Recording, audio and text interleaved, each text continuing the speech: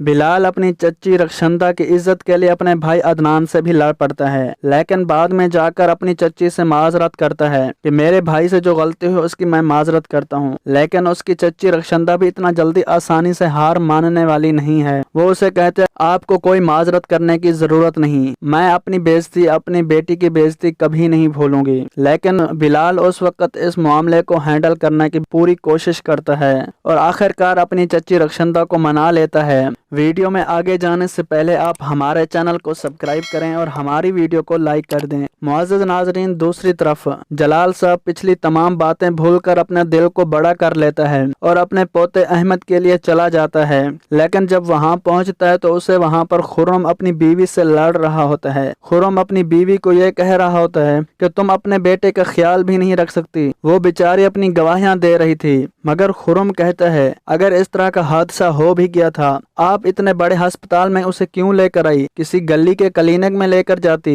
यहाँ तो मेरा बहुत पैसा खर्च होगा। लेकिन ऊपर से जलाल साहब बोल पड़ते हैं आपको इस वक्त अपने पैसे की पड़ी है, लेकिन अपने बेटे की फिक्र नहीं है। खुर्रम कहते हैं आप यहाँ क्यों आए? जलाल साहब कहते हैं मैं आपके साथ मिलने नहीं आया, बल्कि हम अहमद के लिए आए हैं। खुर्रम कहते हैं अगर आपका मेरे साथ कोई ताल्लुक नहीं तो फिर अहमद के साथ आपका क्या रिश्ता है? लेकिन ऊपर से खुर्रम की बीवी आफरीन बोल पड़ती है खुर्रम आपको क्या हो गया? ये आपके माँ बाप हैं, आपके बेटे से मिलने हैं। लेकिन खुर्रम उन माँ बाप का दिल तोड़ देता है और दोनों वापस चले आते हैं। मुअज़्ज़ज़ नाज़रीन, दूसरी तरफ जब बिलाल अपनी चच्ची रक्षंदा को मना लेता है तो वो उसे अपने एतमाद में लेता है। तो उसके बाद उसकी चच्ची रक्षंदा उसके रिश्ते के लिए मान जाती है और रक्षंदा अपने देवर जलाल साहब को फोन करती है, कहती है मैं आपके बेटे को रिश्ता देने के लिए तैयार हूँ। लेकिन ये बात बिलाल सुनकर अश कर उठता है, खुश हो जाता है। जब जलाल साहब को पता चलता है कि बिलाल ने अपनी चच्ची को बगैर शर्त के मना लिया तो अपनी बीवी से कहता है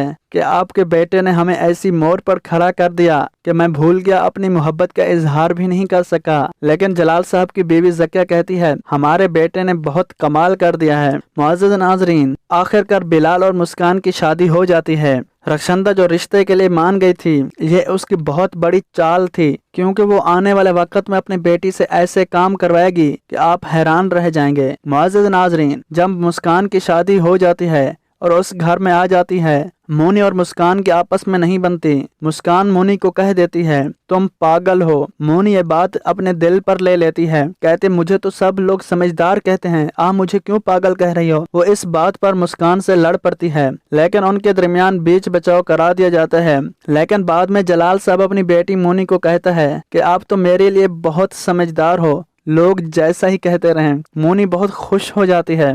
मुअज़्ज़ज़ नाज़रीन, अदनान और अदनान की बीवी नित नए रोज झगड़े से तंग आ जाते हैं। वो इस घर को छोड़ने पर मजबूर हो जाते हैं। वो आखिरकार इस घर को छोड़कर किसी और जगह शिफ्ट हो जाते हैं। दूसरी तरफ जलाल साहब अपनी बेटी रोशना की शादी भी कराना चाहता है, लेकिन उसके पास कोई जमा पूंजी नहीं है। वो अपने तीनों बेटों को बुलाता है कि अब मैं रोशना की शादी कराना चाहता हूँ, तुम तमाम मिलकर अपनी बहन को रुखसत कर दो। लेकिन तमाम बेटे अपनी जिम्मेदारी उठाने से इनकार कर देते हैं, एक पर एक ना करते जाते हैं। लेकिन जलाल साहब उधार लेकर अपनी बेटी रोशना की शादी करा देता है। लेकिन शादी के मौके पर भी मुस्कान अपने हाथों से मौका नहीं जाने देगी। मुस्कान अपने तमाम जेवरात छुपा देती है, उसका इल्जाम अपने सास ससुर पर लगा देती है। रोशना की शादी के लिए मेरे तमाम जेवरात उन्होंने चुराए हैं। लेकिन बिलाल भी अपनी बीवी मुस्कान के बातों में आ जाता है। लेकिन आखिरकार बिलाल के माँ बाप इस घर को छोड़ने पर मजबूर हो जाते हैं। वो दोनों अपनी बेटी रोशना के घर में कुछ दिन के लिए ठहरेंगे,